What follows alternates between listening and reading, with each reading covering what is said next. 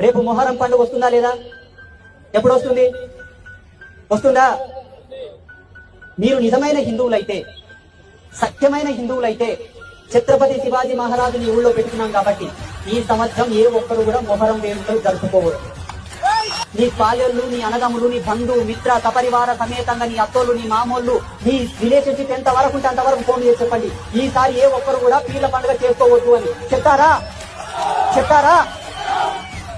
ఇలా చెప్పిన నాడే, ఇలా సంఘటితమైన నాడే శత్రువు తన హద్దులో తను బ్రతుకుతాడు.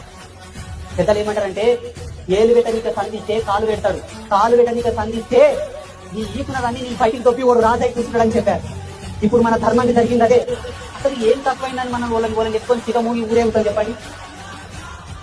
ఊగుతలేరా? ఏం పోయింది మీకు? ఏంటి?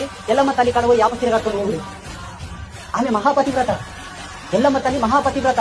అయ్యో నీ